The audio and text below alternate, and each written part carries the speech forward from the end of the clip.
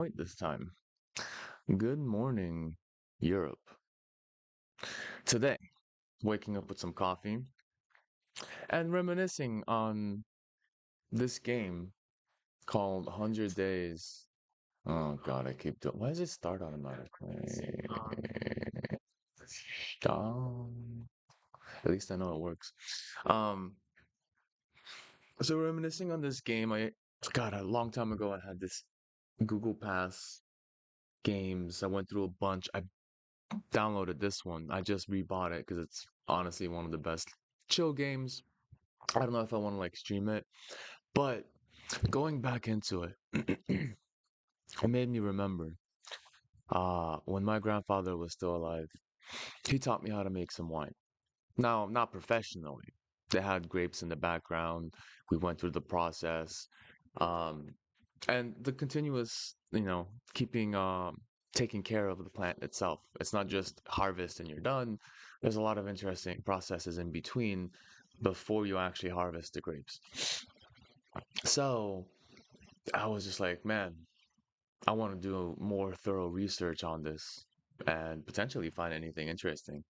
Because there's so many different types of plants, for instance, vines, that not every single method or every single quantity of combinations of concoctions. So sugar is the main key ingredient in feeding the bacteria, aka yeast, that will eventually create that wine, uh, basically through um, their waste. So we're basically drinking small bacteria's alcoholic bladder. So that's an interesting factor there. But then again, if you think of bread, it's similar. We're just eating colonies of bacteria that grow in this giant blah, and then we go bake it, and now it's delicious bread.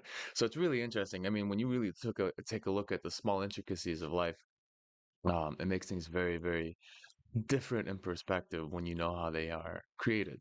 So I wanted to first. What? Oh,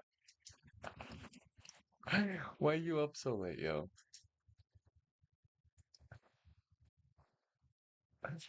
Oh my God. Um, I got people from all over the world, and someone's in the US. And yeah, 5 o'clock in the morning. Sounds about right. It's 12 o'clock here, so, well, you're not gonna be interested in winemaking, I think. You should probably go to bed. But anyway, potentially, depends. You sleep until like 12 o'clock anyway, so you're gonna go in and out. You haven't went to bed yet. You're crazy. I mean, this is what I do when I have students across like two time zones. I don't go to bed until like 3 or 4 o'clock. So, small digression here in conversation. Right now it's noon, 12 o'clock p.m., 7 hours forward. 7 plus 5 is 12. There you go. So, good morning, America.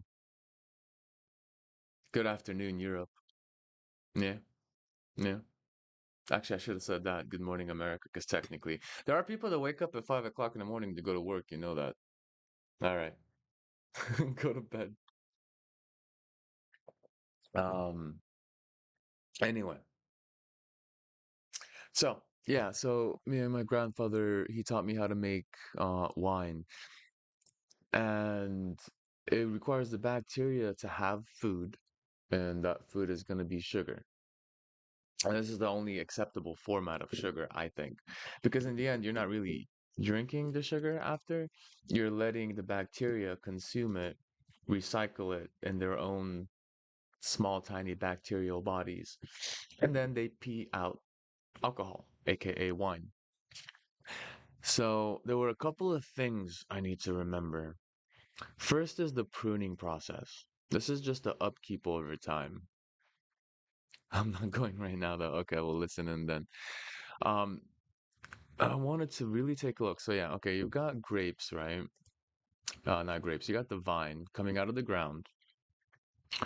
And there's a certain sense of all the conjunctions that grow out of the main stem. The main stem is the most important. There are certain levels that you're cutting off each branch from the wine tree to keep up the growth so it continues to grow healthy. This is about the level. It's like, God, it was like they have little pimples, they call them, on the wine. On the hold on, let me just show a wine vine, or vine, grapevine. Meh.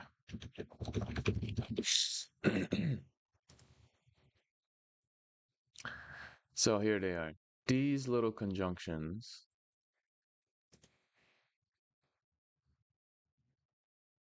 I hope I can get a clear version. Yeah, okay. That's pretty good. Okay, go away now, please. There we go. So, oh, Gettysburg. So these little pimples, they call them. Once like, um, as it grows, these are about 5 to 10 centimeters one from another. And when you're cutting it down during winter, because winter you don't have the green, you don't have all the actual growth on it, you just have this dried out stick. So you try to cut it three, two, or one pimples away from the stem. And depending on what your intentions are for that particular stem, you may want to cut it shorter or longer. There we go. Here's what it would look like when it's after pruned. After the pruning process. Where to go? I hate when I go to one image and then it takes me to 1,000 more. Open new image. There we go. There we go. So this is where you would cut that, and there's like a single pimple, they call it again, that goes from the base stem. It comes out of the ground. For the most case, you're gonna bear it down. But sometimes, if you want it to grow upwards, you're gonna cut three pimples off, like up to the third pimple. If you want to have a shorter growth on that particular branch, you're gonna cut it short. But if you want it to keep growing longer, you're still gonna cut it, but you're gonna cut it at the third pimple, so you'd have a longer branch left over.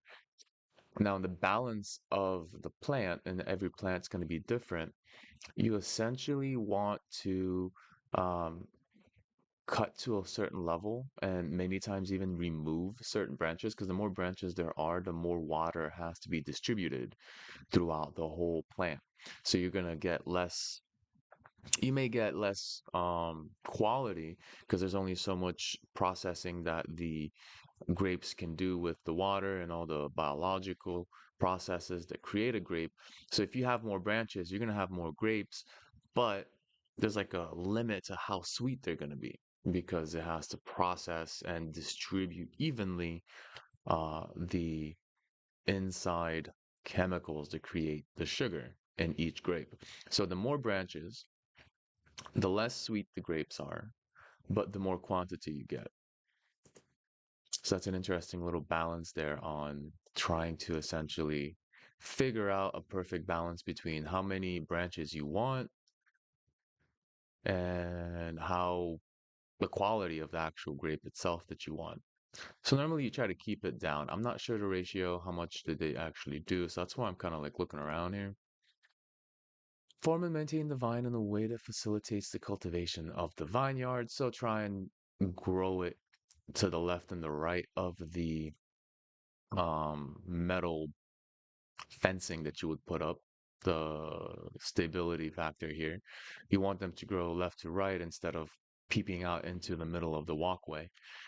So, of course, you'd cut anything that gets too far out, but you'll leave the growth on the left and the right, essentially looking like that sideways or flat Y. Select knots and buds. Okay, they call them buds. We call them in Bulgarian pimples, which is I think funny. I think knots. No, no, knots. So the knots I think are the things that I call pimples. In Bulgarian translation, it's a different type of word. I guess at least in the village that we live in. Buds and produce adequately fertile shoots. Regulate the number of branches and number of size of the clusters. Produce grapes in desired quality. Okay. Oh, there's one. So here's a case where this vine is cut, laid onto a wire that will continue to grow on that wire. And if you wanted to create basically like uh instead of, let's say, you want actual wine, you just like the grapevine and you want it to grow into a huge shaded spot above your backyard, you would do the same thing.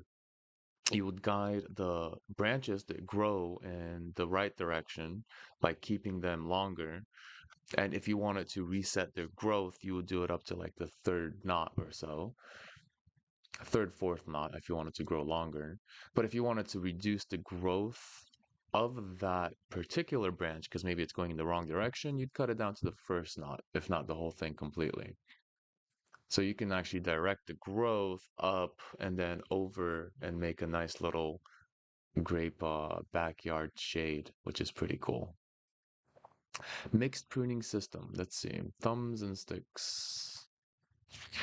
Different types of buds and their fertility is essential. So yeah, determine the pruning load. Can you talk to us briefly? There is a qualitative difference between the types of buds due to the differential fertility of the buds along the shoots, which must be taken into account when carrying out the dry pruning operation on each stalk. The most fertile buds are those that occupy half of the shoot, with fertility decreasing towards the base. So the base of that plant is where most of it will happen, and the apical part. Due to the time and conditions in which floral initiation processes, each buds and shoots take place, so that in the general, most fertile buds are located between the fifth and ninth node. Interesting. That's very interesting. So between fifth and ninth node. So it's not going to grow way. Okay. So you can call like one of the nodes here, and then another node somewhere in the middle. And then you have some smaller nodes to create the branches. So the buds that grow, the buds being the spaces where the flowers will bloom, they're about fifth to ninth of the base. That's awesome. Actually, that's great details I wanted to know. Maybe I'll continue the process at the farm and make some nice wines. See, if someone can I asked, how do you know where to cut?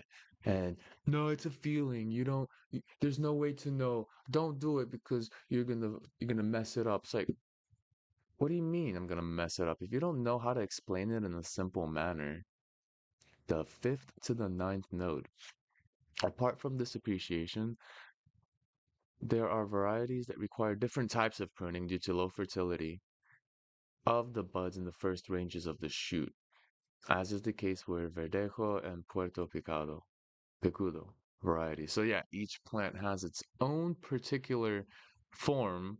So you would have to study each one, and there is a name for that. There's a oncologist, oncologist, something. I can't pronounce it. Should be clarified that the basal buds or cascaras do not usually contain clusters, except for the most important and bulky, the blind, which usually has one. There are some varieties in which some of these cascara buds located in the old wood offer a more pronounced fertility, especially when the previous year the conditions of the prevailing climate were favorable during the phases of growth and constitution of the reserves, which are periods where the bunches are formed and perfected in the vegetative cones. So the previous year, conditions of the climate favorably left the plant to grow reserves.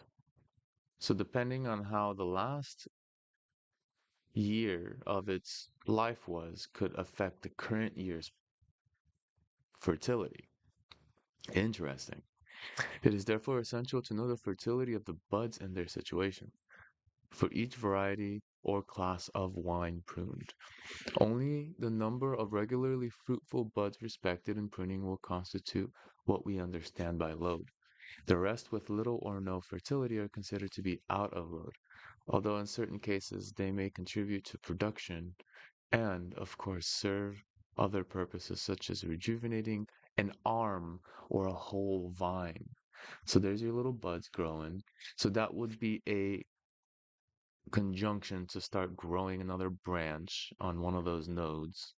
And that's the thing. They have these long, empty branches, and then like this is one side, one section of that branch, and then down here is a smaller section, and in between those branches is a node, and that node can produce another branch, but they don't produce anything on this flat branch here. They have to produce on the nodes normally. What is the relationship between the production of a strain and its vegetative activity? Production capacity of the vine. So balance must be sought between the vigor of the vine and intended grape production. Once the vine has reached a certain shape and structure, this balance will be achieved by adjusting the number and position of the buds during the pruning operation each year. So you want to adjust the number and position of the buds during the pruning operations each year. Increasing the number of buds per vine will result in greater number of shoots and bunches, aka grapes, and will reduce the vigor, the taste, the intensity, which may lead to problems of fruit ripening. If the vine is overloaded and weakening of the shoots in later years, reducing the number of buds per vine will result in fewer but excessively vigorous shoots. So you have to imagine that as this plant continuously grows every year, throughout its months of growth, it will grow a total of 50 units, whatever that 50 would be represented by 50 inches, 50 pounds, not even pounds, it would be more like grams, 55 kilograms, whatever. There's a level in which it grows, 50. The more branches it has, the more it's going to distribute that 50 all over itself. So if you have 10 branches, each branch is going to be pretty decent length, medium length. But if you reduce that to 5 branches, now that 50 is going to be focused into those 5 and making them grow even larger than if you had 10. So the redistribution of nutrients based on where it is, how you take care of it, the soil, and other factors will change. And of course, how many of these nodes you leave to grow will either distribute evenly, or like that one picture up here, if you leave some longer ones, they will essentially grow longer. Pruning, this is short pruning system, single cordon, mixed pruning system, used pruning, thumbs and sticks, knowledge of different types, long pruning, because it includes thumbs in additional to the rods. So more nutrients would potentially go in the longer branches because they're going to end up being a stronger set, and they're going to grow out they're going to demand more nutrients, grow longer, and potentially produce more branches on their own. The smaller ones will just kind of create a smaller vine. The branches would be, I guess, the wooden version. The vine would be green when it's still growing and decides to wrap around objects around it, like the wire. So this one has only 3. This one has 8. This would mean that if they're growing in the same system, same soil, same gardening care, these 3 branches will grow larger than these 4 or 8, because more nutrients is allocated to them from the single plant versus here splitting it up into different branches. So the same 50 for each plant, this one's going to have, let's say, 50 divided by 3, something like 16, 17 per branch. But here, 50 divided by 8 would be like 4 or 5, or 5 actually. Uh, that'd be 40, be 6 or something. So 6 per, between 5 and 6.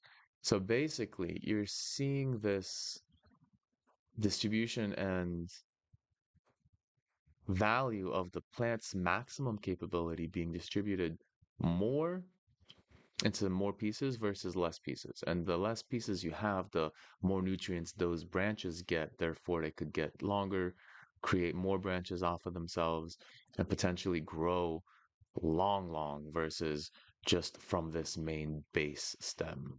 So it's on the strategy. If you want to get a again, if you want to get like a grapevine that just kind of wraps around the roof, or maybe you have like some wires up top because we have that in our farm.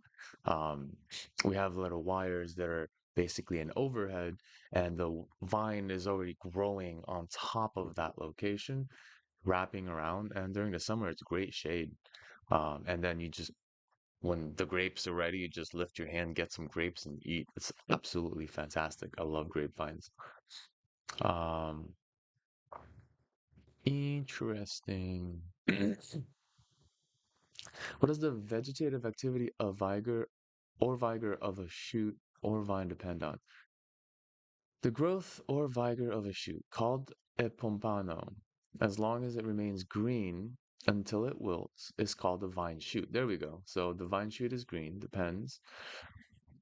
Of its position on the thumb or rod, the range of the shoot where the bud that generates it is located, in similar way to potential fertility derived from the degree of differential of the bud itself, so that this potential for vigor increases up to the middle zone of the shoot, 6th to 10th node, subsequently decreasing at the following nodes in most apical part of the shoot. If pruning is done short, with only the thumbs, pair of retained buds. This aspect should not be taken into account as there is hardly any difference between these buds, whereas if pruning is done on poles, this should be considered in order to decide up to which range the buds will be retained. So in most apical part of the shoot, if pruning is done short with only the thumbs, okay, I need a diagram. Grape, vine, thumb, shoot, pole. Just give me one that gives me like all of these definitions, because my goodness, I can't visualize this yet. Let's see. Buds, cut. Yeah, okay, they call them buds. Fine. Prune two canes, cut lateral canes, select two canes as main lateral. Basically, yeah. This is what you're looking for. You cut the edges. So normally they would like to form the vine into a T, which is basically how we have ours. You cut the excess up and down. You don't cut from the main or the secondary level. Even smaller secondary gets cut. Oh, I like this image. Okay, let's go for it. Can I get a bigger diagram? Cut. Tip buds near the wire will grow to form lateral branches. Right, they'll grab back onto the wire. You cut the small ones. But he keeps talking about thumbs and all these non-technical technical terms, pole and labels. I guess everyone uses different definitions to speak about them. That's the problem too, right? Okay, broomstick for support. Yeah, of course. Okay. Trunk established. Trunk continue. Select three shoots from the resulting growth. So pinch back the shoot tip once the cane is a few inches above the wire. Tie, cane, main is the cane. Pinch back the shoot tip, pinch back? You mean tie it to the wire? Why do they use such weird old terminology? This is crazy. It's like super old people talking about, you pinch the cane onto the wire. That's too much. Okay, trunk established. Select three shoots. So you want to start it off in a three. So most will take maybe two and not grow it up, but grow it to the side. But again, you can grow it upwards. Okay. You can also, yep, then connect to the second wire above. So trunk is out. This is probably going to be winter-based photos because you don't see any plants. So each winter you would take a photo and it would look like this. During the summer, spring, it'll grow up, wrap itself, and then in winter you'd prune it and take a picture. So you'd meet a year after it would grow up from, well, select three shoots from the resulting train to horizontally. Train two horizontally and one vertically. When the shoe reaches the top wire, pinch it off to induce branching. Pinch it. Pinch it. What the f does pinching it mean? You just pinch it? I guess you maybe just take the particular shoots off. Train two shoots along the top wire. So that would be the goal for the next case is to train these two shoots when they grow. You would wrap those shoots around the wire, letting them grow, and then you would cut off any extras that would get in the way of those growing. 10 bud fruiting canes, 2 bud renewal spurs. You would cut off the renewal, establish, prune last year's fruiting canes to 2 buds, renewal spurs. Select 4 new arms and cut them back to a maximum of 10 buds each. So you're keeping 10 buds on each arm. 10 buds here, 10 buds here, 10 buds here, 10 buds here. 2 renewal spurs? Renewal spurs. Select 4 new arms. Prune last year's fruiting canes to 2 buds.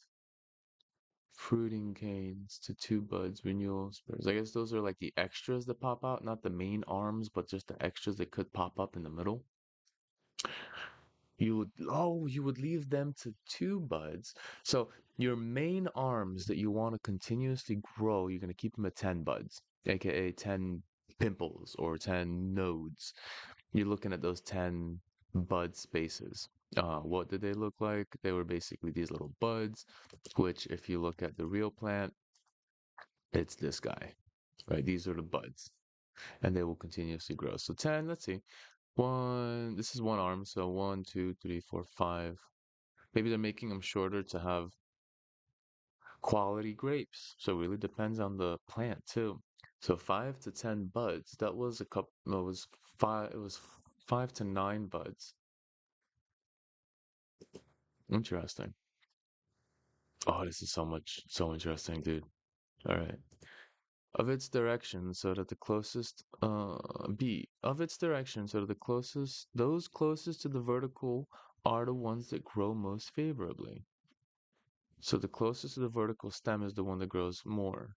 The curving or bending of the vine shoot can help to favor sprouting and vegetative development of the buds located at the curve itself, more vertical, which would normally be those with the greatest potential fertility. So are you telling me that it grows horizontally but produces vertically? How does it know? Does the production of a vine grow in proportion to the number of bunches it carries? The production of a vine depends on the number of types of buds retained. The final grape production will depend on the size of the bunches, which in turn will depend on the number of bunches on the entire vine.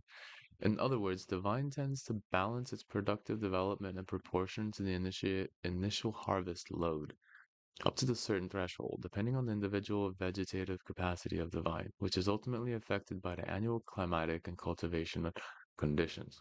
In other words, although a vine's production growth in proportion to the number of bunches it carries, it does not do so without limit, since it cannot exceed production corresponding to plant's reserves. There it is. If your plant's reserves are 50 whatever, 50 caloric energy units or 50 pounds total per year or 50 inches growth per year, whatever that 50 would represent, the plant is limited to grow a certain amount every year. So the less vines you let grow, the bigger those vines are going to get and potentially produce more offspring, or at least not more offspring, less grapes, but high quality grapes because the production is being fed into less. It's like, all right, it's like diluting. It's like you have this drink, lemonade. You have lemonade, and then you put the perfect amount of lemon, water, and sugar.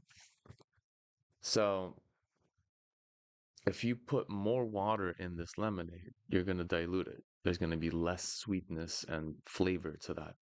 That's the same idea as the more grapes, the more dilution, the less sweet each of the grapes will be, because you're essentially adding in more water to grow versus letting the general reserves grow the plants or the grapes themselves from the plant's production. Okay, something like that. Dry pruning must be carried out accordingly to wine variety, so wine picking is important. Correct cuts, incorrect.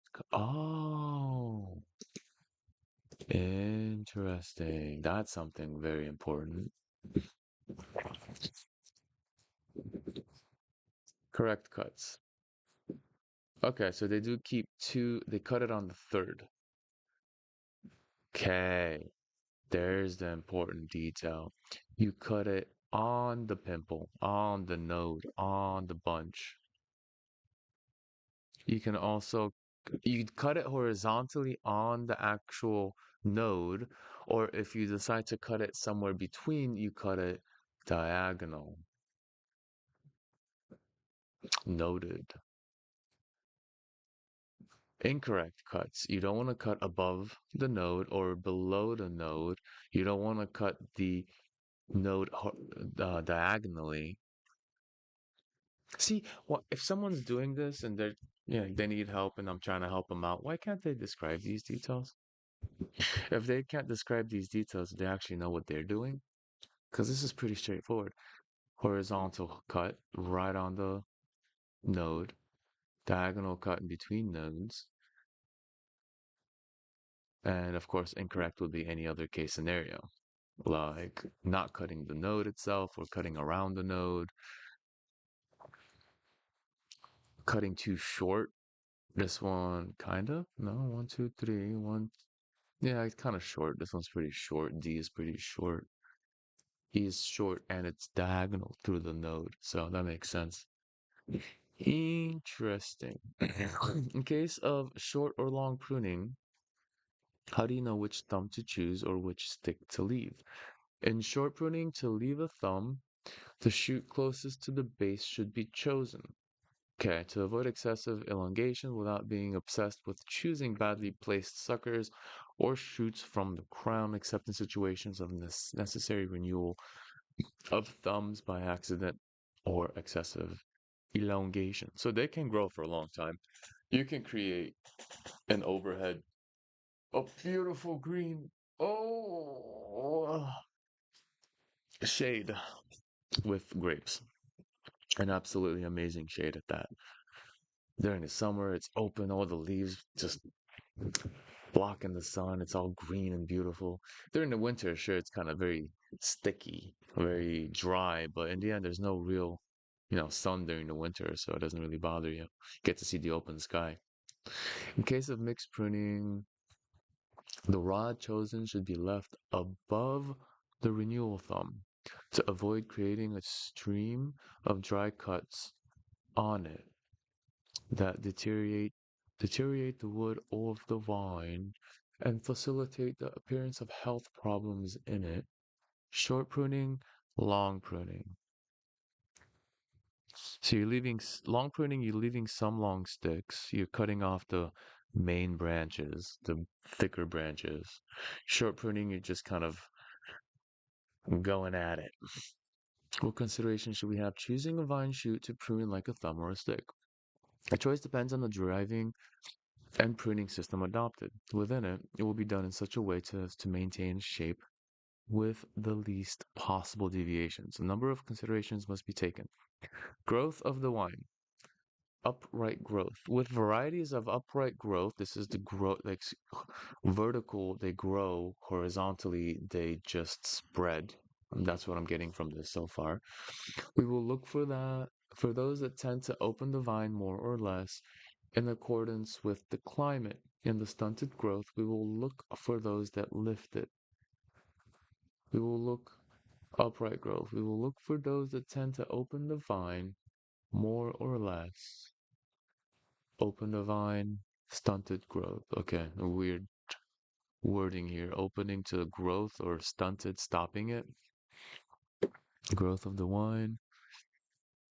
In hot, dry climates, summer climates, care should be taken to close or pick up general disposition to avoid accidents. Dry climates, care should be taken to close or pick up general disposition. Okay. Close or pick up. I'm so disposi Wait, you're telling me that if you don't take care of the branches on the ground, they're gonna start to be on fire? Care should be taken to close or pick up the general disposition to avoid accidents. Where the summers are rather cool and wet, there will be a tendency to spread the vegetation. Do not use pacifiers except in exceptional cases, frost, modifications due to old age, etc. Pacifier? This isn't a baby. You're gonna put a pacifier on the grape? What is this language?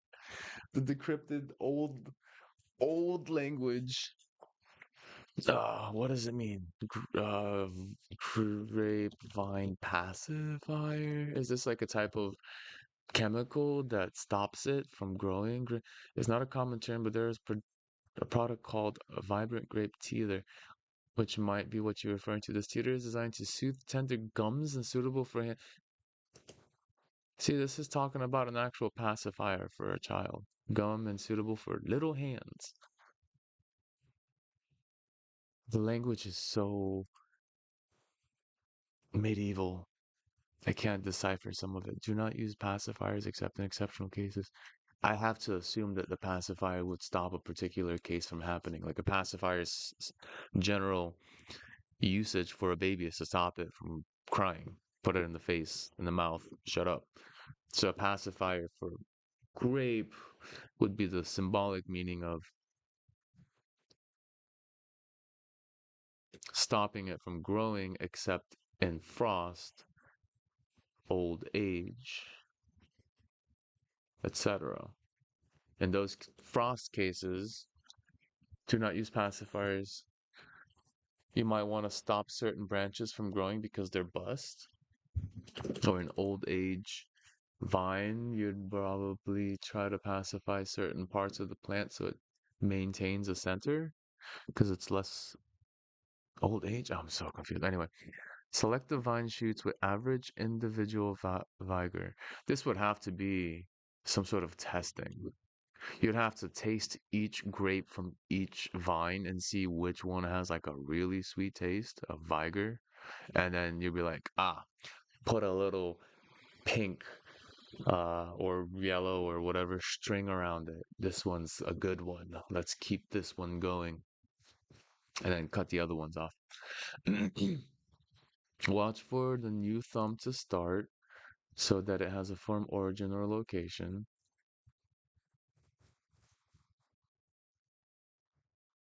Watch for the new thumb to start. Well, you're just watching the thumb. What happens if it doesn't have a firm origin or location? Are you gonna move it? You can't do anything about it.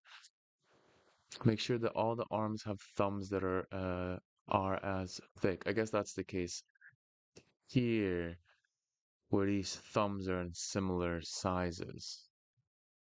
They're not gonna be like a big one, a super tiny one, and then a super thick one, and a super tiny one. They're all pretty consistent. Make sure arms have thumbs that are as thick. If arms have thumbs that are as thick, wait, okay, because the arms would be the base. So that would be the body. That would be an arm. So you're looking for thumbs to be as thick as the arm? It's just the wording of this.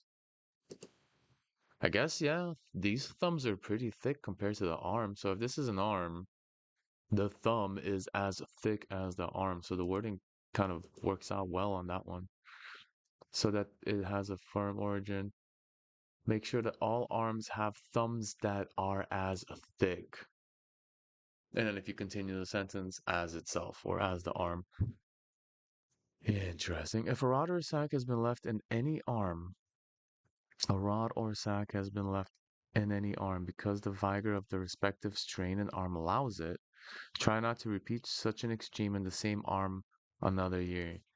So let it grow and develop. If you have one really good arm that's producing really good vigor grapes, very good sweet grapes, don't do another one right after. Let that one develop, wait a year or two, and keep it going. And then later, If you find another arm after a year or two, then you can also focus on that one. I guess it's trying to say let the plant use its energy to completely nourish the arm that you like because of its vigor, so it continues to produce high quality grapes at least for a year. I would say even two. And then once it's solidified and now that arm is good, then you can do another arm and say, all right, that one also seems pretty good. So now I'm going to focus on growing that one based on pruning techniques. Except in exceptional cases, the closest one should be chosen because of its insertion into the corresponding arm, in order not to produce wounds or injuries below the thumb. Exceptional cases, the closest one should be chosen. The closest number of considerations. What consideration should we have? Choosing a vine shoot or prune like a thumb or a stick. What considerations should we have when considering a vine or shoot to prune? So in that case, okay, the closest one to the arm, that's basically what we discussed. It's basically the closest one to the arm. So there's your arm, there's your body, and these are the thumbs growing out. So you want to prune and focus in on the arm itself. Let that grow and it'll produce the right amount of grapes. The choice of the shoot should be left as a thumb or stick. Must respond. Okay, so thumb. I guess that's a thumb. That's a stick? No. No. That would be a stick, wouldn't it? Got some of these definitions. Summary: the choice of the shoot should be left as a thumb or a stick. Must respond to the combination of various criteria: location on the arm, thumb, or head, stick. Arm, thumb, or head, stick of the stock. The visual vigor, possibly a future renewal, desired production level, etc., and making the cuts on older wood, aged vines. Well, okay, no, older wood could reference the fact that, again, new growth during the year grows green.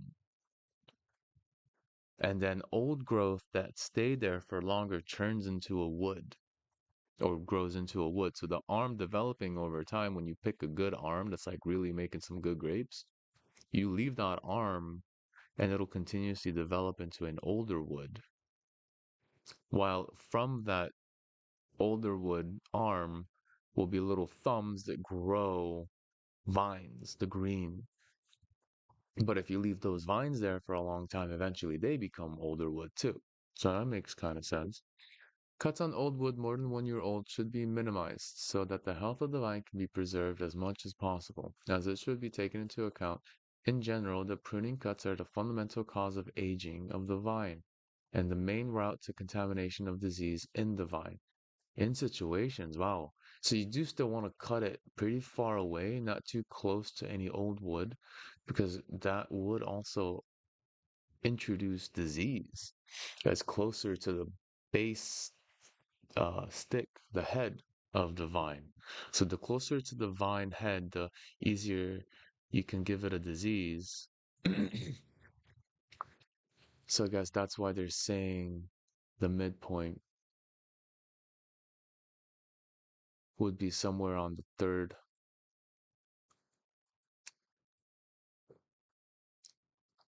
Oh, will be on the third case here. So you don't want to cut it anywhere near here, because if you cut it here, one, you're gonna kill your stem, your arm, but you're also gonna be really susceptible to getting the vine and a disease or getting it diseased.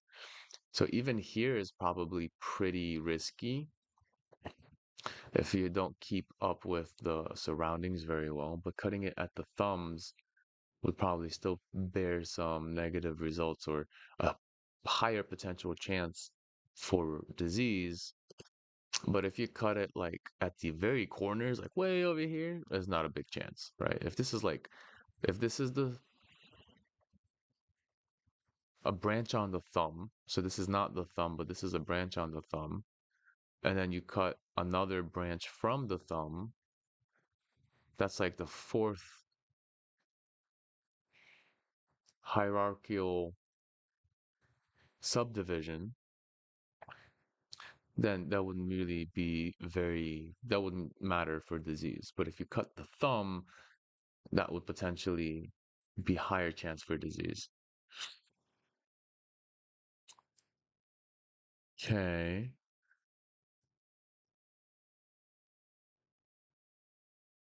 Dang, there's so much ifs and thens, considerations. Cuts must be made in such a way to allow it to be reduced in successive years, 1, 2, without too much haste for cuts in which the drying out could compromise. The life of the respected part, 3 and 4,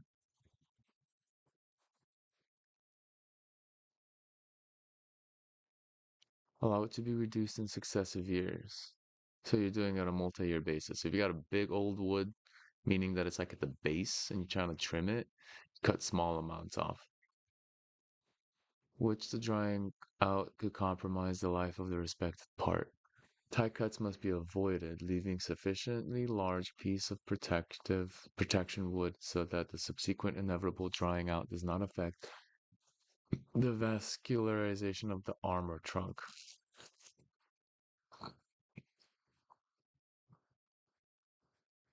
Leaving a sufficiently large piece of protection that does not armor trunk, assuming that in subsequent years the dry wood produced by the effect of the renewal pruning cut must be removed.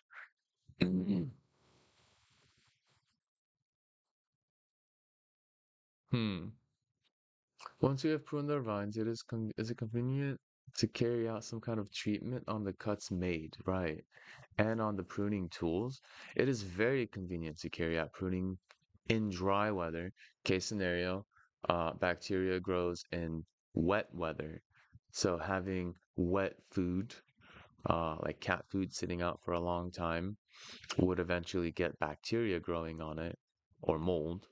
But having dry food, like dry cat food sitting out, would have, we could basically leave that out forever. Anything that has a moisture to it provides the enough nutrition for bacteria to grow. So that makes sense. In dry weather, try to avoid the days before and after the rain. Right. You want to dry out the wound. In any case, after the execution of the pruning cut, it is convenient to apply some type of sealant which can incorporate fungicide material to try to reduce the risk of infection through pruning cuts themselves.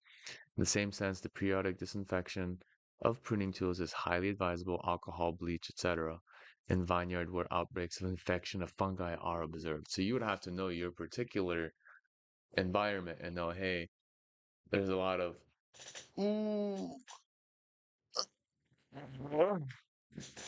there's a lot of fungal spores in this area, maybe a lot of mushrooms or something growing that's releasing spores into the air. We need to seal the cuts so that it doesn't get infected. Yeah, interesting. Oh, and then article sponsored by Disinfect and Protect. Cute. Fair. That's a lot of deets. That's a lot of deets. And this is just like the taking care of the plant. Then you have to do a process. We haven't even talked about the sugar. That's one thing I care. Like, okay, you get the grapes now. We've took care of the plant. We get the grapes, and you want to make the alcohol. You have to put one, what was it? Yeah, 1 kilogram of sugar for every 4.5 liters of grape juice. So you take the grapes, squish them gently so you can expose the skin or the insides, basically squishing them. You don't want to like stomp on them, but you want to gently expose the insides to the outside, create a nice big liquidy mixture of grape guts and grape skin. Then you throw in 1 kilogram of sugar for every 4.5 liters of grapes that you have. It's recommended to add the sugar gradually, starting with 250 grams per 4.5. Yeah, that's what me and my grandfather did. he kind of eyed it. Told me it was like 1 for 4 or something, 1 kilogram for four. Or he even said 1 kilogram for 10 liters. I think it was like a very, that's how he made his, but maybe he didn't, yeah, he didn't make his too strong, honestly. So, but he wouldn't put it right away. He had a little thermometer that would measure the alcohol level of the mixture. So he would put some, let it sit for a day or two, measure it to see what the results are, and then if its alcohol uh, degree is too low, he would add more sugar until it got to the exact number he was looking for, but I forgot what that was. For a 20-liter batch of wine, you would need to adjust the amount of sugar accordingly. And again, sugar is what the bacteria eats. Well, sugar from the grape and sugar from the sugar. Sugar would be just regular sugar. Why are we putting sugar in grapes when grapes are already sugar? Well, the grape sugar isn't, well, just like any fungal matter can grow on anything that's moist and potentially has sugar as a base food source, the grape sugar isn't enough to attract a specific type of bacteria, but regular sugar attracts every single bacteria. So the goal is in this big barrel is to attract the specific type of bacteria. This is similar for bread making. If you're making bread and you want yeast, you would continuously put water with um, risable uh, flour, rising flour, whatever that, the flour that rises, it's basically the food, right? It's the food for the bacteria. And if you're looking for sourdough, specifically the sourdough bacteria, you got a jar, put the flour, put the water, leave it in there for a couple of days and mix it nicely. Let it, oh yeah, you want to have like a couple of holes in it because you want air to go in. This is bacteria growing after all. Then after a couple of days, you'll see it rise. You'll take a little bit, bake it, see how it tastes. Potentially, it's not going to be much for the first week or two. So you taste it, it's not that great. You throw away like 80% of it, maybe 70% of it. You keep 30%, put more flour inside. And the whole process to getting sourdough bread is you're trying to catch a bacteria. And the way you're recycling it is you're removing bad bacteria, starting it from a new 30% base, adding in more flour. And as you keep recycling it, you're essentially trying to focus the contents on growing a specific type of good sourdough bacteria. So this is kind of the same thing with the flour. You're putting in regular sugar so you can catch a specific bacteria that'll make your wine work well instead of molding, because you don't want it to mold. Mold also works in a similar fashion, or bad bacteria that can infect your batch. So it's like a starter sugar kit. It's like a starter feeding kit. That's what the sugar acts as. Put it in, get to a certain degree, and then you let it sit to form the wine after you caught the right amount, which is very interesting because I used to make sourdough bread myself, at least from a starter batch that my auntie gave me. She's the one that caught it. She's the one that just kept recycling 30% into a new batch of flour over and over. She told me it took about 2 or 3 weeks for her to actually grow sourdough bread by doing this process, which means you can still eat the dough. Like you don't have to throw away 70% of it every time. You're just not going to get sourdough at that time. What you're going to get is just basic bread. So you can make your own like bread at home, but if you're trying to keep trying to recycle, eventually you'll catch the sourdough bacteria and it'll grow. And there are other bacteria that grow in there. So like it's kind of a fighting process to keep up the good batch. Once you catch it, you got to keep recycling it because if you let one bacteria overrun the other, your sourdough is ruined. So you got to recycle 70%, maybe make bread out of the 70%, and then uh, keep growing the 30% in your jar. It's interesting. Again, we're basically eating microbes, tiny little bacteria, and drinking them in wine. Oh, I think I'm outwined. I think I'm done. I'm done on this one. Cool research. This is the kind of stuff I like to do. Um, but I think I'll do more of these. I don't know if it's going to be a big thing, if people are going to enjoy these kind of streams, but it's just going to be a just chat. It's not going to be me playing games continuously. Um, you can always drop in these case scenarios and actually have a conversation with me. Because when I'm playing games, guys, like it's focus. I have to like focus in, especially if I'm playing um ranked or competitive modes. You're not gonna see me talking very much. I will reply, but it's gonna take like 15, 20 minutes for me to be like, oh, somebody messaged. Crap, I'm in the middle of a match. Let me take 5 minutes to finish or die, and then a minute when I die, I'll go ahead and say hello. But by that time, most people don't have the attention span to actually stay for the whole session. So if you do message in chat, thanks. I will reply comments or messages. If you're on YouTube right now, comments away. If you're on Twitch, message away. Except on Twitch, don't expect me to be like, "Hey, how you doing?" right away. It might take me like 10, 15 minutes um, to reply. So if you want a response, yeah, I'll definitely give it to you. Just take some time. So I think I'm gonna do more of these. I like to do random research sometimes, go into the rabbit hole of production of stuff. Not even production of stuff. Sometimes be random historic events. I will once try to connect uh, Mongols to old Bulgarian ancestors through the um, mm, Kana Sparuch line, bloodline. And I do have a book somewhere that is full Bulgarian and I can't read it because it's like super old language written and I'm just barely working with street Bulgarian talking to regular peeps. So, uh, yeah, there's a lot of random stuff that pops up in my head and like, oh, I wanna research that stuff and I wanna figure out some details about it. I think I'm just gonna make a stream in it. Somebody likes this kind of stuff, they can watch it, learn. I'm big on learning. I love to learn, as you probably may or may not have realized by now, if you're a long-term follower.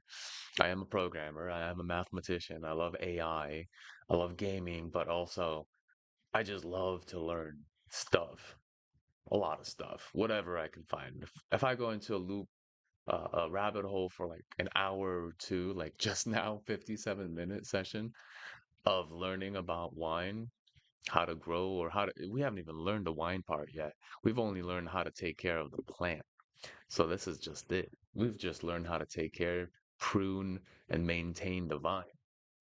The next steps would be if I make another video, potentially, on what to do with your grapes to turn them into wine. And then afterwards, a cool bonus is to make it into like super hard liquor. This is what we do here in Bulgaria. It's called rakia. So after you get your wine, you distill it a bunch of times and you make some like 50%, 60, 70%, depending how many times, some really strong rakia. So yeah, fun times. I've babbled enough. Thanks for joining if you have. Leave a like and subscribe, follow me up. And again, I teach mathematics specifically, but I also teach programming when it comes to Python, scripting. If you want to make a website, I can teach you about PHP, MySQL, HTML, JavaScript, CSS design, how to use AI to benefit you on the growth process and even creation process of these things. So some of these things are just terminologies you need to learn and then give it to an AI and they'll give you a website. You just need to know what to do with those files. So there's a lot of different levels that at this time with AI I can teach students in, even if they don't have any like programming experience. You're going to get that experience just by using AI and knowing the technicals. So, if you want to learn anything, my Patreon is all over my YouTube. Check me on Instagram. Sure. Basically, look up Chris MIA or SuperScholar.xyz, or just go to SuperScholar.xyz. It's a website. I have some brain training stuff in there too. Brain training applications that I'm making for just basically that training your brain and stuff. So anyway, thanks for joining. If you're a student, I'll see you in one of our sessions. If you're not a student and you're new, thanks for joining. And until next time. Now, where's my OBS? There it is.